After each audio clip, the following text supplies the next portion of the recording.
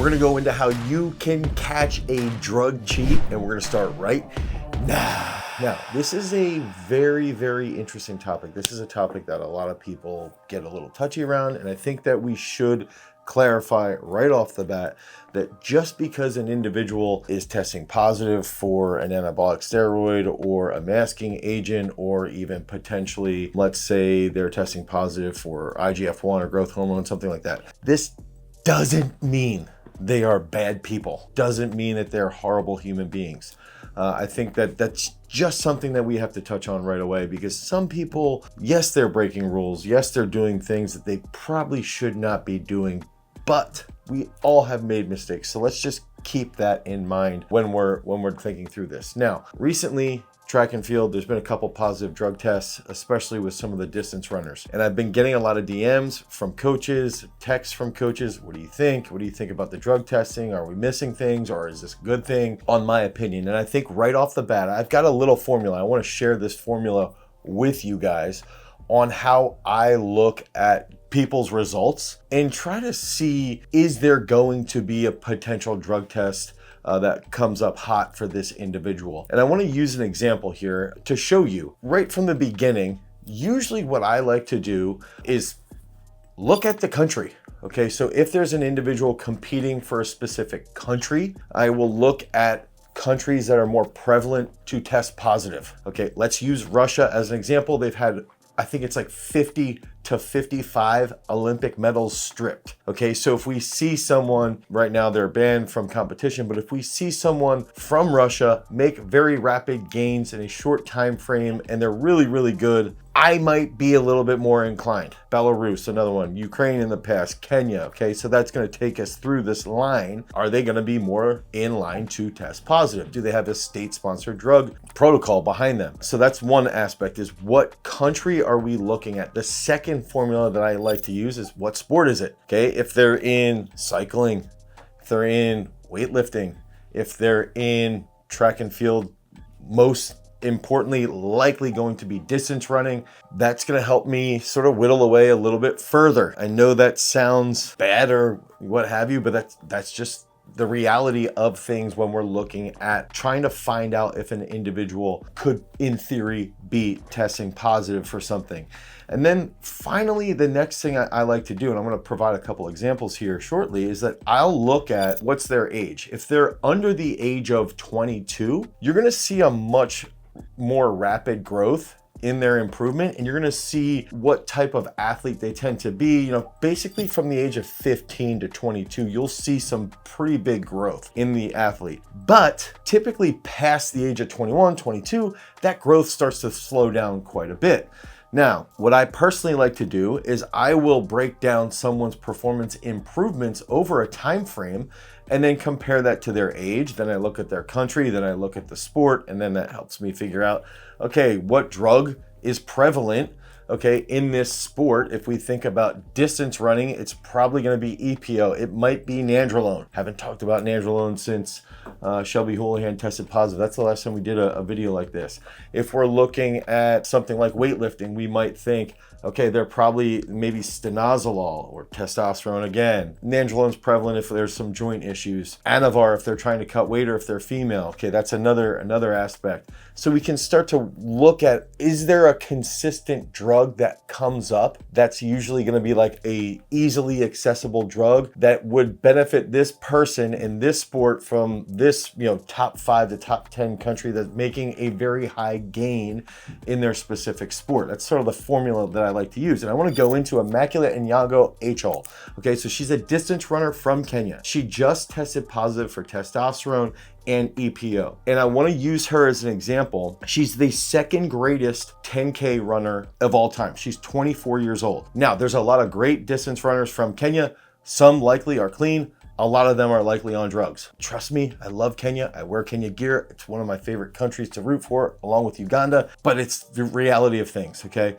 So when we're looking at this, in about 14 months ago, she ran a 33:50. Okay, so she would have been maybe the end of 22 years of age, a 33:50. About, I want to say it was 8 to 9 months ago, she ran a 30-minute, 31-second 10K. This is 6 miles, plus miles, which is insanity. Now we're looking at what is her current best. It's the second fastest time in the history of the world, 28:57. So if we're looking at this, we're gonna look at this and think this is about a 15% improvement in 14 to 16 months. Okay, so that's a pretty short time frame to see that improvement. And on top of that, she's 24. Okay, so like that's a age, she's past that 22 barrier right now. One of the things that I like to look at then is like, did she have a catastrophic injury? Like she was in a boot for a year and a half and then she tore her Achilles and then she got a new coach and she moved to another place that has better recovery. That might change things. This isn't the case though. Oftentimes, if we have somebody who's coming off of a really, really bad injury, we'll see an improvement over like 10 to 14 months, but it won't be at 15% based off of their previous best. If they have a recovery from a catastrophic injury and on top of that, they're switching coach, you might see an improvement closer to 10%. But again, this comes back to it's not going to be 15% in 14 months, 16 months, somewhere around that timeline. Okay, so to provide specific examples, I'm going to use someone like Olivia Reeves. So she's an Olympic champion, world record holder. She's been drug tested, and we can pull up her drug test and look at this in a future video. And if you guys want me to go deeper into this type of content on drugs, drug tests, and stuff like that, and react to drug tests, drug positives, I like this stuff. It's fun to look at what drugs are using and why. Okay, so if we look at Olivia Reeves, she's never tested positive for a drug. Yes, all of you guys are commenting right now, well, that's because she's American and they're probably hiding it, blah, blah, blah. No, I think she's clean. Okay, she's clean. She snatched 100 kilos when she was 17 years old. Now, she snatched 115 kilos and she's 21. That's 4 years, that's 48 months.